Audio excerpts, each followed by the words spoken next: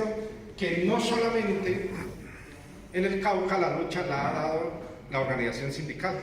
No, sería, digamos, irresponsable afirmar eso. Esta lucha la hemos dado mancomunadamente. Los maestros, las organizaciones indígenas.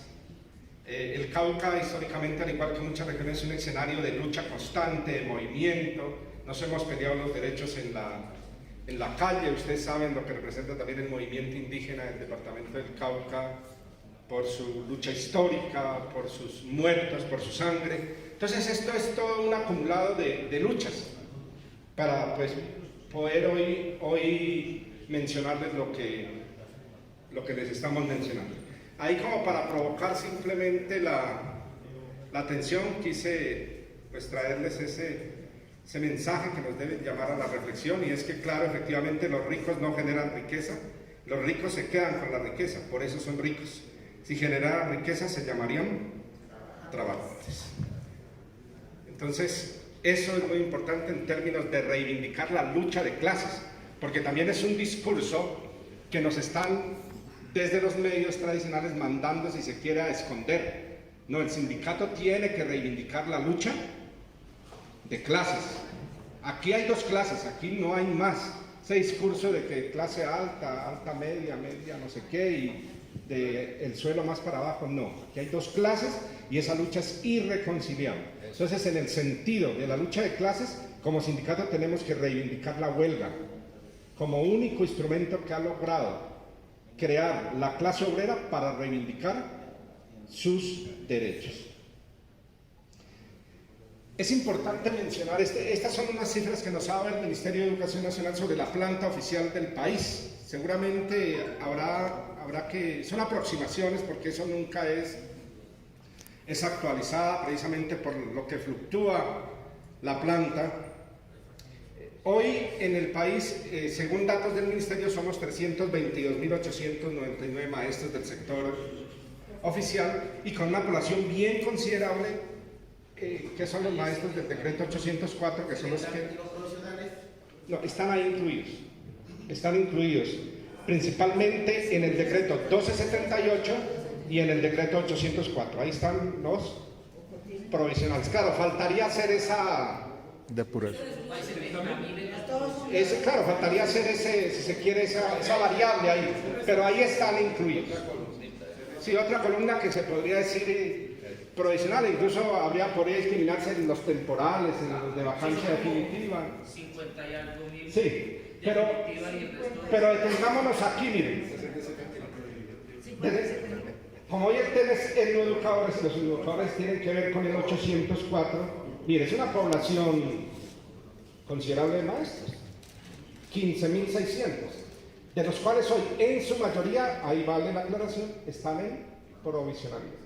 De esos 15.600, en promedio más o menos unos 4.500 en el país están en propiedad. Por eso tan importante ese ejercicio de buscar el nombramiento en propiedad de los maestros en los educadores.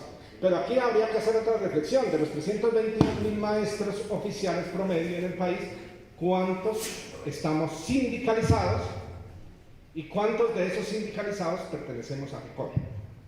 Sería bueno también hacer esa estadística, porque si revisamos seguramente vamos a encontrar que en muchos de los departamentos faltan compañeros por sindicalizarse.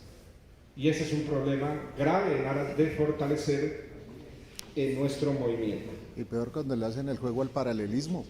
No, mucho más grave eso, claro, cuando se agencia el paralelismo sindical.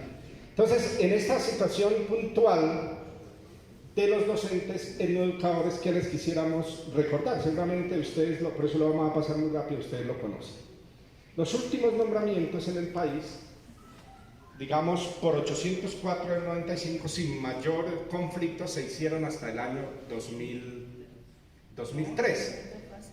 Luego, en el 2003, ese proceso que se venía haciendo desde el 95 en virtud del decreto 804 se para.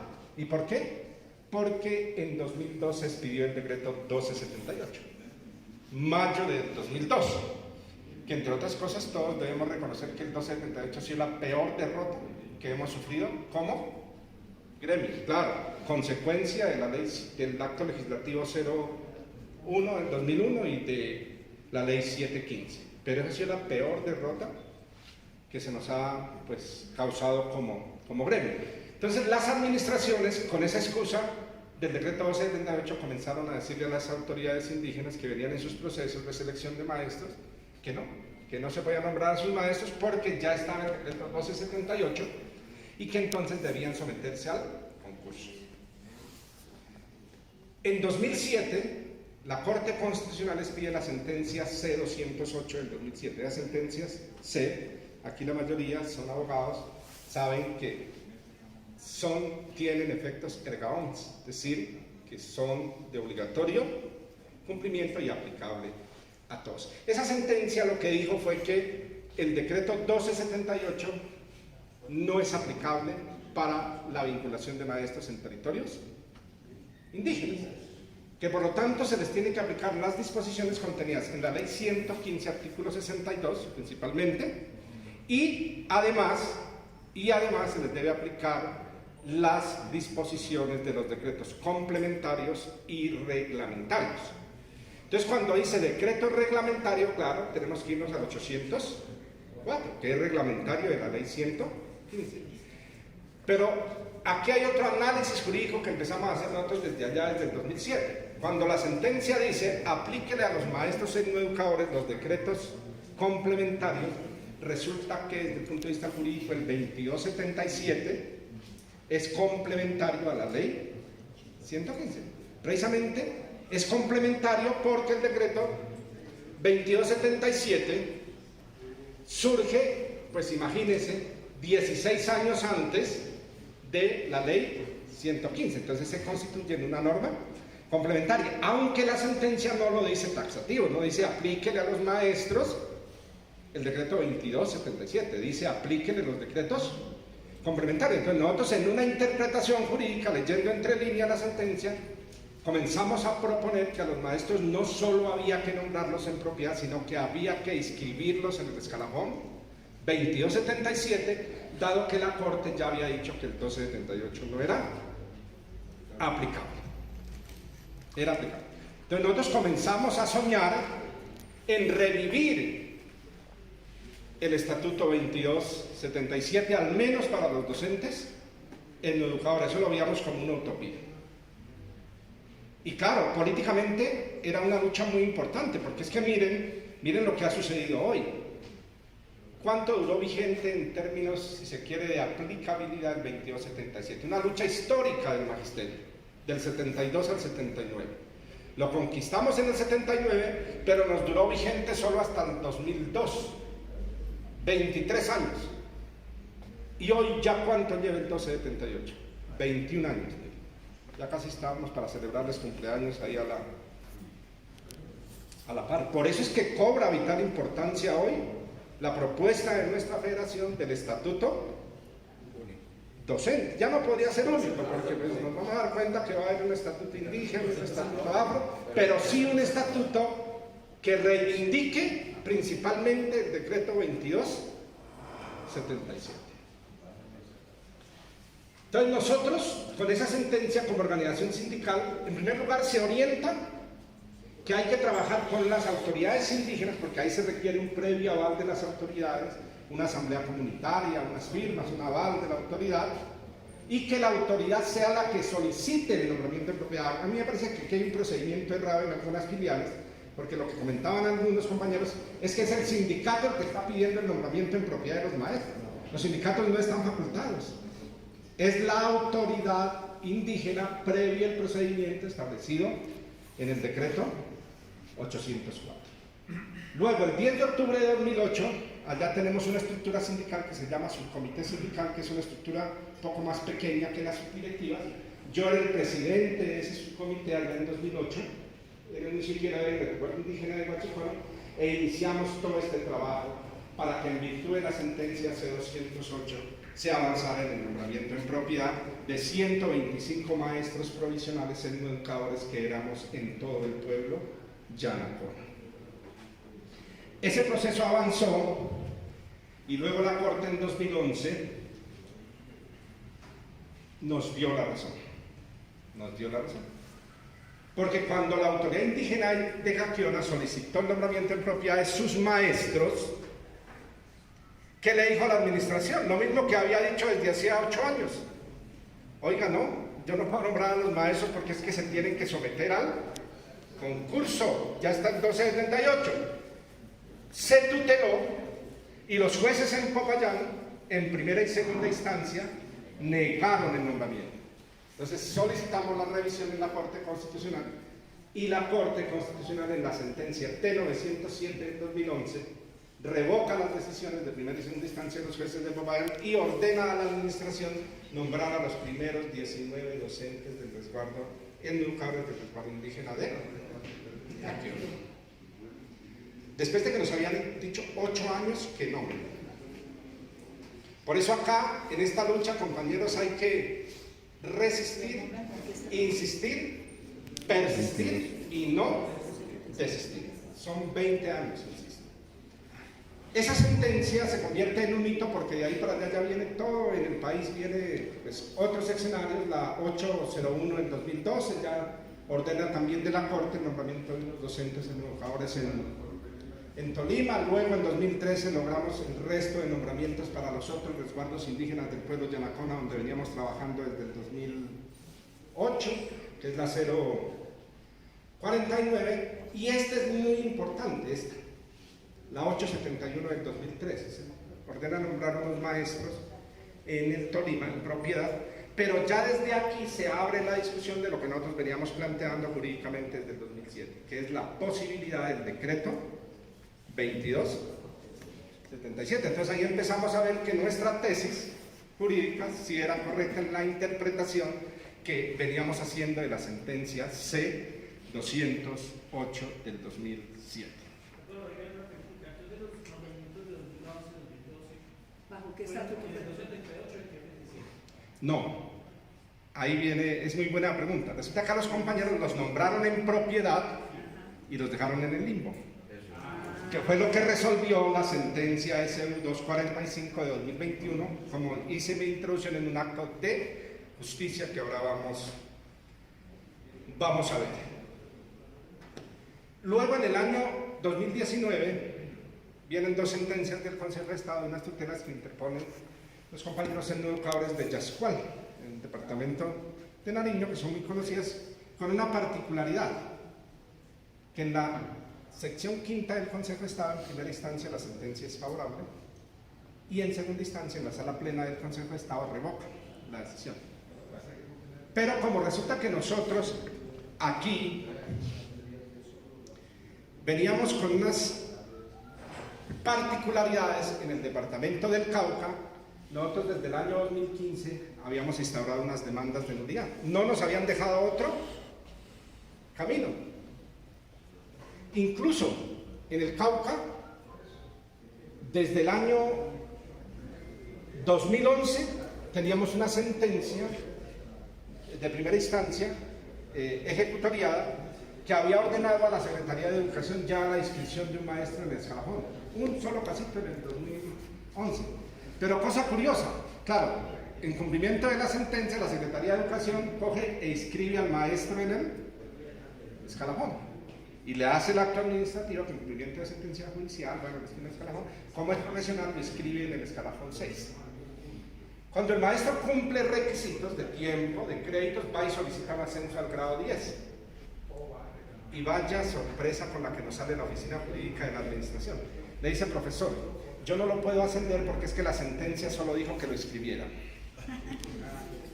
Mire el absurdo jurídico, pues cuando uno lo escribe en el escalafón, pues adquiere los derechos de carrera. Pero con esa perla nos obligaron a volver a demandar. Y ahí estamos. Pero miren lo que sucede pues en los territorios. Entonces se empezaron a suceder muchas cosas que seguramente habrán sucedido en sus departamentos. ¿Qué nos pasó en Cauca cuando se nombró a los maestros en el 2011 con la sentencia T907 del 2011? ¿Qué nos pasó? Para aquella época ya venían expidiéndose los decretos especiales de educadores y ya se conocían unas tablas, ¿recuerdan? De educadores, unos decretos, esos decretos empezaron a salir como para allá 2008, 2009, Entonces, había maestros en Cauca que ya estando inscritos en el escalafón 2277, los nombraron en propiedad y la administración les desconoce su escalafón que ya tenían. Y maestros que, por ejemplo, estaban en el grado 12, los nombran en propiedad y la administración les comienza a pagar con su título solamente, con la tabla del nuevo. Entonces, a maestros les disminuyeron en su salario, con ese argumento. Eso es absurdo porque desde el punto de vista del derecho laboral constitucional, de principio de favorabilidad, pues a ningún trabajador se le puede disminuir en su salario. Eso fue muy simple, mediante derecho de petición y recurso de reposición. Ahí no se necesitó demanda, hicimos que les reintegraran a los maestros lo que les habían descontado y que les volvieran a pagar los salarios que venían de vengado. Pero en el año 2015, en vista de que pues, la administración no quería acceder por la vía administrativa a la inscripción y escalafón, en el escalafón de los maestros en educadores, iniciamos unas demandas de nulidad y restablecimiento del derecho. Hoy, producto de las sentencias del Consejo de Estado del 2019 y producto de la sentencia SU 245-2021, todos los fallos de las demandas de nulidad y restablecimiento del derecho del Cauca en primera y segunda instancia son favorables. También eso era para inscripción, pero igual sucedió con aquellos, como les contaba, que ya estaban inscritos, porque tenemos muchos casos en los departamentos que hay maestros que lograron inscribirse en el escalafón. Recuerden que la inscripción en el escalafón 2277, antes del 278, era muy simple, era ir con el título a la Secretaría de Educación, incluso sin estar laborando, y lo inscribían en el escalafón. Igual también en ese proceso del respeto al 2277, a quienes ya están inscritos, también hoy todos los fallos son favorables. Y venimos trabajando, obviamente, desde allá, desde el 2007 hasta hoy, ya quedan muy poquitos maestros en el Cauca que no se han nombrado en propiedad. Venimos haciendo ese trabajo. Ahí simplemente nuestra organización sindical lo que hace es ayudar en la elaboración del derecho de petición, que lo tiene que firmar el gobernador del resguardo, adjuntando el acta de la asamblea, las firmas de la asamblea, el aval de la autoridad y la hoja de vida del maestro. En algunos casos la Secretaría de Educación, pese a que todas las ha perdido, en algunos casos muy poquitos, dependiendo de quién esté en la oficina jurídica de la Secretaría, niega el nombramiento. Entonces toca acudir a la acción de tutela. Toca acudir a la acción de tutela, y con toda esa jurisprudencia previa que les he señalado, pues la acción de tutela, eso es una cosa de trámite, digamos, eso no tiene mayor problema así.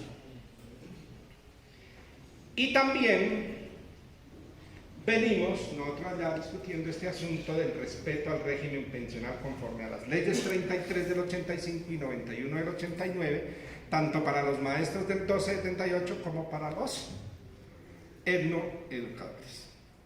Y es sencillo. Todos los maestros que hayan tenido alguna modalidad contractual antes del 26 de junio de 2003, cuando se expidió la ley 812 de 2003, pues tienen derecho a pensionarse con el régimen de las leyes arriba expuestas, que es el régimen que hoy pues tienen los compañeros del 2277, que es pensionarse a los 55 años de edad, con 20 años de servicio, y además acceder a la compatibilidad entre pensión y salario. ¿Sí?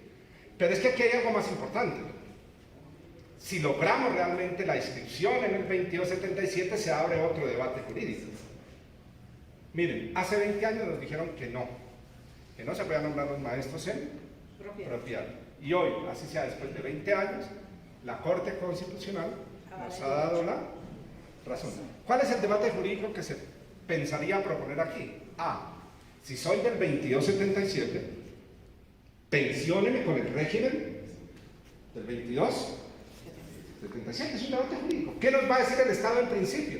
Ojo, no, ya existe la ley 812 de 2003. Esa va a ser la primera respuesta. Obvio, como siempre nos han dicho que no, pero hay que abrir el camino y la ruta de la discusión jurídica. Aquí llama mucho la atención, es porque nuestra federación no propuso en el pliego la inclusión de un artículo en la reforma laboral o en el Plan Nacional de Desarrollo para derogar el artículo 82 de la ley 812 del 2003, que fue el que nos acabó con el régimen de pensiones contenido en la ley 33 del 85 y la ley 91 del 89. Si en derecho las cosas como se hacen, se deshacen, pues ya que tenemos un gobierno amigo, como se dice en estos escenarios, ¿por qué no se le ha propuesto al Congreso o al Presidente de la República que incluyamos un artículo en el Plan Nacional de Desarrollo que nos devuelva el régimen pensional? Pues Uribe nos lo quitó con el artículo 82 de la ley 812 del 2003. ¿Por qué no incluir en el Plan Nacional de Desarrollo un artículo que no lo devuelva? Dicen algunos juristas, ayer discutíamos con el doctor Pedro Osorio, que es que no se puede por esa vía, que eso tiene que hacerse vía acto legislativo. Pues bueno, ¿y acaso no es también un congreso del pacto, un congreso amigo? ¿O será que nos va a tocar seguir como siempre, en las calles, peleándonos el derecho? No, eso es absurdo porque tenemos amigos ahí en el... Bueno, pues entonces... Hacerle... Bueno, entonces pues el problema es que el tiempo va pasando, mire, ya a poquito cumplimos un año de gobierno, quedan 3. Bueno, eso es urgente, compañero. No hay calles, si se va por la administrativa es por la administrativa. El sustento para eso está esta sentencia, la C-555 del 94, primacía de la realidad sobre la formalidad. Sentencia con ponencia del magistrado Carlos Gaviria, una de las sentencias más importantes en términos de reivindicación laboral. Quienes elaboraron por OPS antes de esa fecha, pues necesariamente hay que demandar, una demanda de nulidad y restablecimiento del derecho que se conoce coloquialmente con el nombre de demanda de contrato. Realidad. En últimas, ¿cuál es el resumen de esa sentencia, compañeros y compañeras? Las sentencias de constitucionalidad, pues como todos sabemos, son muy ladrillo, ¿no? Porque son una cosa... Pero en últimas, lo que la sentencia dice es, aquellos maestros que los nombraron por OPS, las entidades, municipios, departamentos, lo que hicieron fue, bajo esas OPS, esconder una verdadera relación laboral para evitar el pago de seguridad social. El problema de eso es que como ya han pasado tantos años de esas OPS, pues muchos derechos laborales prescribieron, porque hay derechos laborales que prescriben, cesantías, este tema de caja de compensación, todos esos temas prescriben. El único tema que no prescribe para fortuna nuestra es el tema de la pensión. ¿Sí? Ese tiene, digamos, otra, digamos, naturaleza jurídica. Entonces, ¿qué fue lo que pasó? ¿Qué fue lo que esa sentencia es muy importante? Porque ¿qué fue lo que dijo el doctor Carlos Gaviria en esa ponencia, de esa sentencia? Ojo, los maestros en el desarrollo de sus funciones cumplen los 3 requisitos básicos para una verdadera relación laboral. Primero, cumplen horario. 2, reciben salario. Y 3, son subordinados. ¿Sí? Entonces cumplen las 3 condiciones básicas del contrato laboral, y por eso es que todas esas demandas también son básicamente de trámite, porque ahí no hay lugar a que los jueces se aparten de este precedente. No hay lugar. No hay lugar. Aquí para el análisis, profe. Hoy se discute todos estos asuntos en la política laboral indígena, se los vamos a dejar a manera simplemente de provocación ahí. Hay que discutir al interior de los territorios indígenas el tema de los derechos adquiridos, que está contenido en el artículo 53 de la Constitución. Y hay un gran problema hoy, y es que la materialización del decreto 1953 del 2014 requiere varias cosas. Primero, que se resuelvan las demandas de inconstitucionalidad que todavía siguen, digamos, interponiéndose en curso respecto de este decreto. Definir las entidades territoriales indígenas. Miren, la Constitución Política en el artículo 329 ordenó al Congreso que debía reglamentar el asunto de la creación de las entidades territoriales indígenas. Desde el 1991. El Congreso no lo ha hecho. Entonces, un tema que hoy impide materializar en la práctica el decreto 1953 es que todavía no se han creado las entidades territoriales indígenas para que se semejen a las otras entidades territoriales, municipios, departamentos. Hay un tema muy grave en el Cauca, que es el tema de linderos. Eso es una pelea tenaz por territorio. No sé si suceda en sus territorios. Hay que seguir insistiendo desde la organización sindical, garantizar derechos laborales y prestacionales y principalmente el derecho de asociación y libertad sindical. En algún borrador que circuló hace un año o dos respecto de la política laboral indígena, taxativamente prohibían a los maestros afiliarse a las organizaciones sindicales. Ese debate nosotros lo dimos en Cauca y efectivamente ese texto obviamente lo quitaron de ahí porque cuando le hicieran el control de constitucionalidad del decreto, pues eso se iba a caer por su propio peso. Una norma no puede contener articulados que prohíban, por ejemplo, el derecho a asociación y libertad sindical, siendo que este es un derecho reconocido por los convenios incluso internacionales. Y hay otro problema también, y es que políticamente el Estado ceda el control de la administración del sistema educativo. Mire, esta es una tesis personal que yo tengo, no es de mi organización sindical, pero la tesis es la siguiente: el Estado es el Estado independientemente de quién esté en el gobierno, y nuestro Estado sigue siendo capitalista, sigue siendo neoliberal. Simplemente se los dejo ahí para la reflexión. El Estado es el Estado independientemente de quién esté en el gobierno. Por eso es que hay que reivindicar la lucha de clases. Y las calles. ¿Qué aspectos son cruciales hoy por definir en el tema de la educación indígena? ¿Quién asume el pasivo pensional y prestacional? Los compañeros del Ejecutivo siempre en varias juntas, en varias reuniones nos informan de ese hueco fiscal que hoy tiene el Fondo de Prestaciones Sociales del Magisterio. Yo estimaría que eso hoy debe estar por arriba de los 100 billones de pesos. O sea, el fondo nuestro es un fondo sin fondos, para ser más precisos. Pues de ahí por eso la mora seguramente en el pago de las prestaciones. Habría que hacer un cálculo actuarial para cuando le entreguen la administración de la educación a los territorios indígenas, ¿a cuánto corresponde ese pasivo pensional y prestacional? Que no vaya a ser que cuando el maestro no educador se pensione y vaya por su pensión allá a la entidad territorial indígena, pues le digan que es que no hay cómo reconocerle su pensión. Iniciamos a las 8:30. No, iniciamos a las 8:30, yo creo que faltan unos 7 minutos.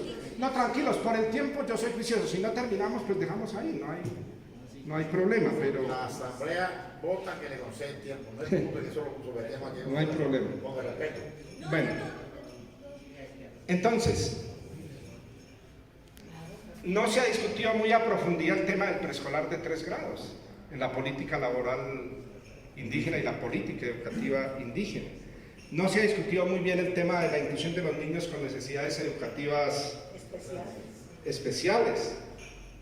¿Qué resguardo asumiría la administración de la educación? Porque recuerden que en el decreto 1953 hay una condición, y es que para administrar la educación se requieren 8.000 estudiantes. Y yo creería que hoy ningún resguardo tiene 8.000 estudiantes, les tocaría asociarse con otros, pero ahí viene otra discusión: ¿quién asume la administración de eso? Porque son recursos, ¿no? El tema de la asimilación al estatuto docente indígena, ¿cómo sería? Que va en camino. Sí, eso faltaría. ¿Cómo quedaría establecido el régimen pensional y prestacional? Ahí hemos hecho varias propuestas.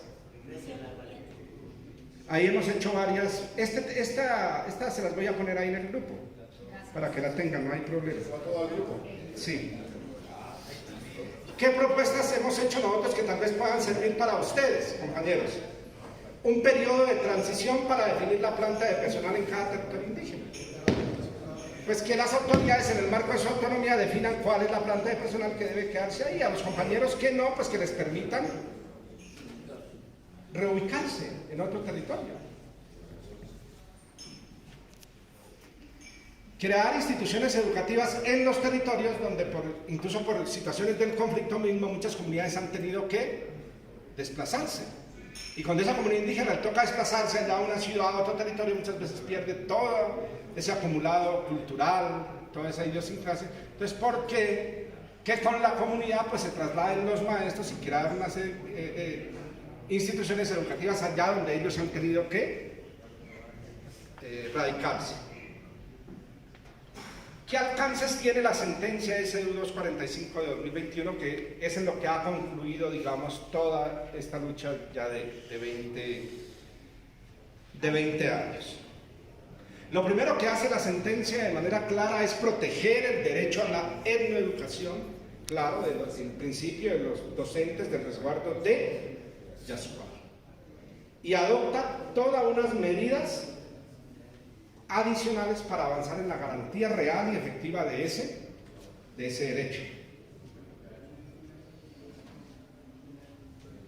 Ese amparo, principalmente respecto de los maestros, lo que dice es, miren, lo que nosotros veníamos planteando desde el 2007. Dice que a los etnoeducadores de este resguardo se les debe aplicar las normas correspondientes al decreto 2277 del 79 y su modificación, que es el decreto 85 del 81, y así como la ley 115 del 94 y el decreto 804. Pero además, ¿qué le dijo al Ministerio de Educación? Oiga, establezca un sistema transitorio de equivalencias. Ojo, con relación al 2277, y ahí es donde nosotros tenemos serias diferencias y discusiones con el decreto, la propuesta de decreto transitorio. Ojo, es un decreto de equivalencias, algo que equivalga al 2277, no es cualquier cosa. Y eso fue lo único que le facultó la Corte al Ministerio en concertación con los pueblos indígenas a hacer. Eso es muy clave que lo tengan en cuenta para lo siguiente.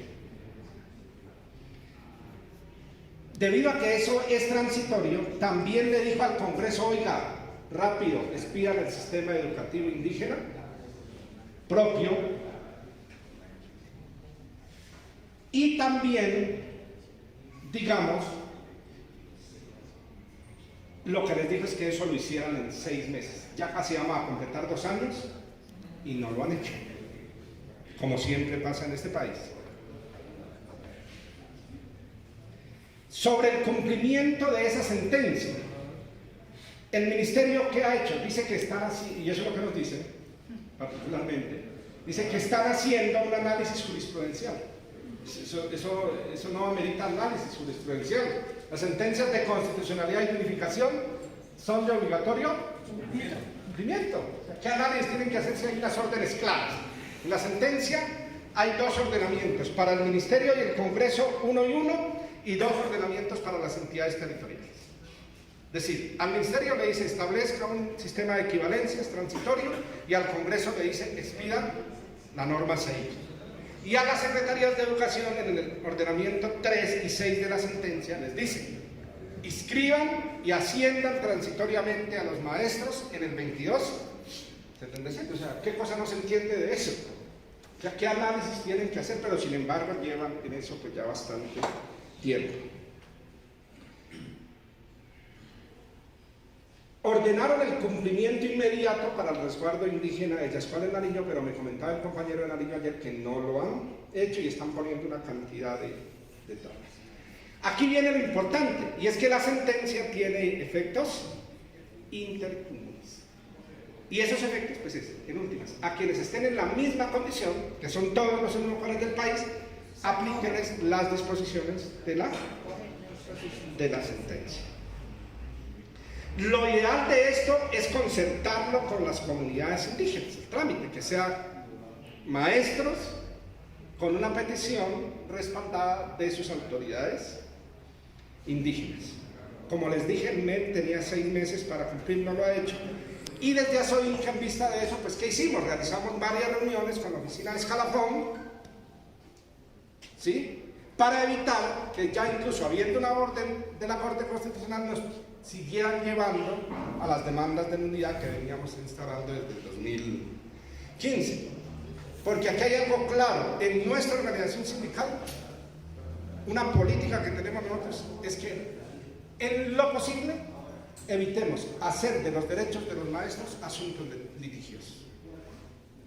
¿Sí? Porque eso es un desgaste, demora en tiempo.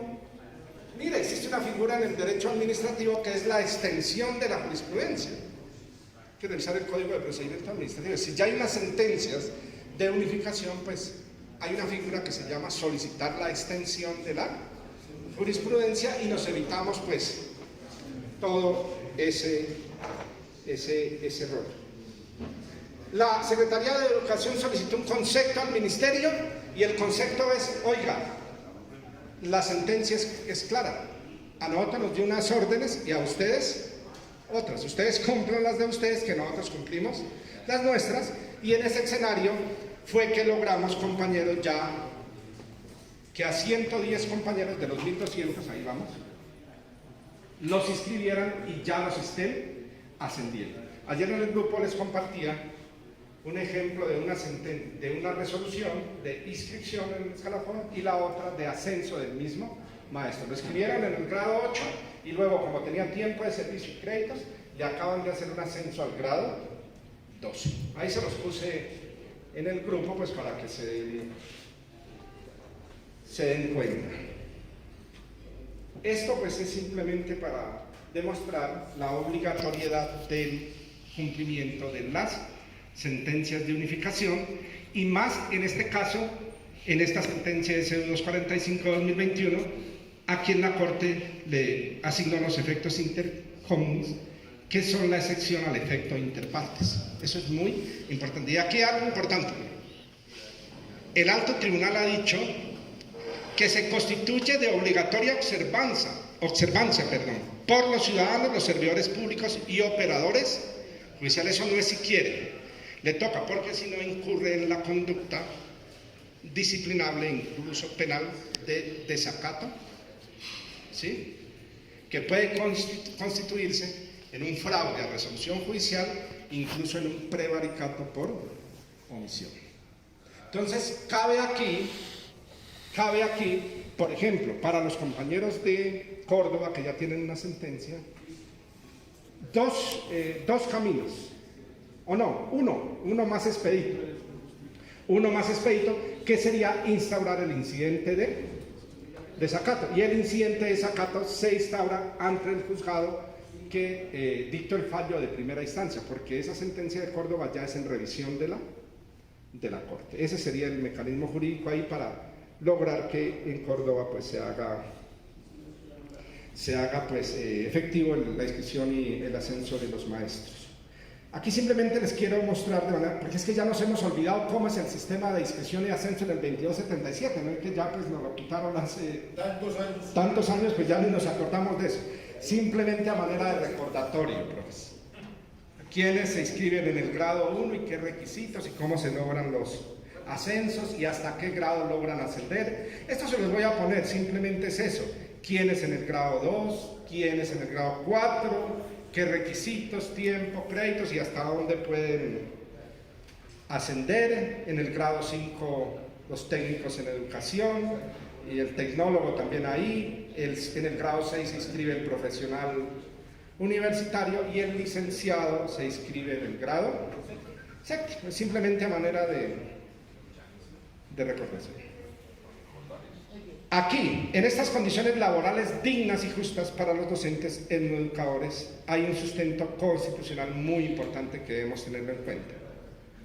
Y es la protección de los derechos fundamentales a la igualdad y a la remuneración laboral justa de los educadores nombrados en propiedad. Por eso es que es importante avanzar en el nombramiento en propiedad, porque la sentencia de CEU 245-2021 olvidaba recordarles que solo aplica para docentes nombrados en propiedad. Eso es importante considerarlo.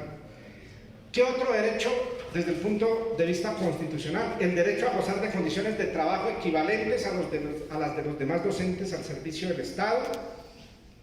Estos derechos pues fueron amparados precisamente en esa sentencia, además que tiene los efectos intercomunes, pero aquí es muy importante resaltar que es discriminatorio que no les sea permitido ingresar y ascender en el escalafón a los docentes educadores. ¿Qué hacer, compañeros? Y con esto ya terminamos. Primero, hay que interponer una reclamación administrativa, que es lo que conocemos comúnmente como un derecho de petición. Nosotros les podemos, como es un caso igual a todos, ahí podemos trabajar con minuta, nosotros les podríamos dar una minuta y ustedes la adaptan en los territorios. Aquí se pueden suceder dos cosas con la reclamación administrativa. Una, que les digan que sí, que los inscriben y los ascienden. Otra, que guarden silencio, porque muchas secretarías de educación no saben qué hacer con esta papa caliente. Entonces hay que tutelar primero para que contesten, por violación al derecho fundamental de petición.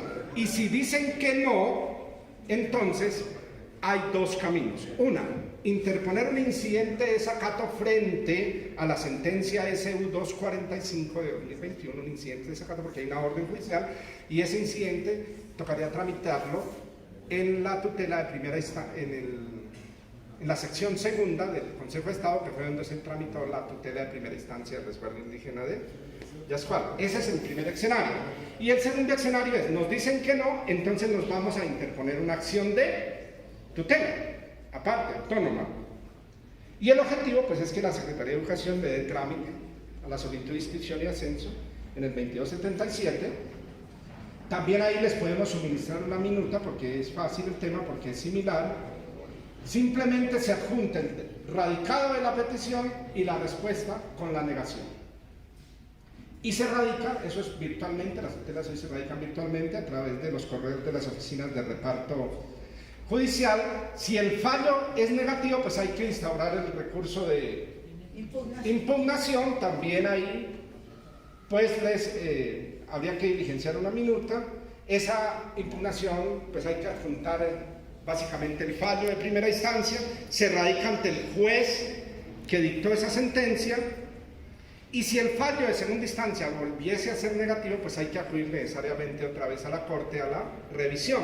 ¿Y qué creemos nosotros? Que si lo logramos llevar a la Corte en revisión, pues la Corte no va a contradecir su sentencia SU 245-2021, como sucedió en Córdoba con la sentencia T390 de 2021. Y la última opción sería ya la demanda de nulidad y restablecimiento del derecho. ¿Qué análisis tenemos nosotros frente al decreto transitorio, compañeros y compañeras? Creemos nosotros que transgrede el derecho fundamental a la consulta previa, que es lo más grave para los pueblos indígenas. Tenemos conocimiento que el pueblo guayú ya se pronunció, eso es lo que nos han informado en Cauca, no sabemos si eso es cierto, que no los han consultado, y en el Cauca también ya se pronunció el pueblo Misaca. Oiga, van a sacar un decreto que nos afecta, que nos involucra, y a nosotros no nos han consultado, y eso pues obviamente viola el convenio 160 de la OIT y la ley 21. Transgrede varios principios constitucionales para que los tengamos en cuenta. Los principios del derecho laboral constitucional del 53, pues todos los transgrede. Principio de progresividad, es un principio constitucional. O sea, si yo tengo un derecho hoy aquí, pues mejórenmelo, o al menos déjenmelo como estaba. Principio de unidad normativa, eso es clave. Las normas no se pueden aplicar por pedazos, porque es que están interpretando que solo la Corte dijo que había que aplicar del 2277 solo del 8 al 11. No, eso es absurdo, las normas no se pueden aplicar por pedazos. Principio de provisión y previsión presupuestal. Porque claro, en ese sistema que ellos de equivalencias que plantean ahí, de siembra, de germinación, de maduración, de cosecha, lo primero es, bueno, ¿cómo materializar eso en la práctica? Pero ¿con qué presupuesto yo voy a pagar los salarios que ahí están proponiendo? Y lo más delicado, se extralimita frente a los alcances de la sentencia SU 245-2021, porque la Corte le dijo al Ministerio, oiga, reúnanse y establezcan un sistema de equivalencias con relación al 2277. Y eso que está propuesto en el decreto transitorio nada tiene que ver con el 2277. Primera observación. Segunda observación, en ese decreto transitorio están regulando asuntos que tienen que ver con la carrera docente, revísenlo. Están regulando asuntos que tienen que ver con el ingreso, con la permanencia, con la destitución, con el retiro, con el ascenso.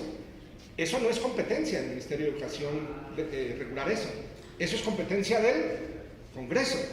Si eso fuese así, pues la ministra de Trabajo, pues ¿para qué iba a llevar la reforma laboral y pensional al Congreso? El presidente le hubiera dicho, no, señora ministra, expida un decreto y ya. Porque, insisto, son asuntos que tienen que ver con la carrera docente. Y es ambiguo respecto de la estabilidad laboral. Miren, arriba en el decreto dice que hay estabilidad laboral, pero abajo dice que no. Aunque cuando es ambigua la norma, ustedes ya saben que por principio constitucional se aplica el principio de favorabilidad. Y es subjetivo respecto del sistema de ascenso. ¿Cómo materializar en la práctica todo ese tema de la siembra, la germinación, la cosecha y otras cosas? ¿Cómo? Y transgrede el derecho fundamental al debido proceso, contradicción y defensa. Aquí les recomendamos ver la circular 22 de marzo del 2020 del Ministerio de Educación Nacional. Como se decía aquí en la conferencia del doctor Villegas, el límite a la autonomía indígena es la Constitución y la ley, y eso lo desarrolla muy bien esa circular 22 de marzo del 2020 respecto del debido proceso. Entonces, ¿cuál es la invitación? Nosotros lo vamos a hacer en Cauca. Apenas expida el decreto, lo vamos a demandar en nulidad por inconstitucionalidad. Hay que demandar el decreto en nulidad por inconstitucional, porque estos son solo algunos de los argumentos. Seguramente en el estudio juicioso que hagamos habrán muchos más elementos y necesariamente pues habría que instaurar esa acción que está regulada en el 135 del Código de Procedimiento Administrativo. ¿Y esto hacia dónde apunta? A los educadores afro. Les dejo estas dos sentencias. La C666 del 2016, que también declaró inexequible el 278 para los territorios afro. Es decir, sucedió lo mismo que sucedió en 2007 con los docentes indígenas. Es decir, que hoy los consejos comunitarios afros o las organizaciones afro pueden también seleccionar a sus maestros y solicitarle a la Secretaría de Educación su nombramiento en propiedad. Excelente noticia. Y la sentencia SU 011 del 2018, donde ya se establece todo el tema del estatuto docente afro. Incluso en la sentencia SU 245 de 2021 ya hablan no solo de los docentes indígenas, sino de los docentes afro. Entonces, como puede observarse, nuestra organización sindical ya lleva tiempito en esta tarea, y eso era lo que queríamos, compañeros, compartirles. Muchas gracias por su atención. Ofrezco excusas por excedernos en el tiempo. Muy amables, gracias.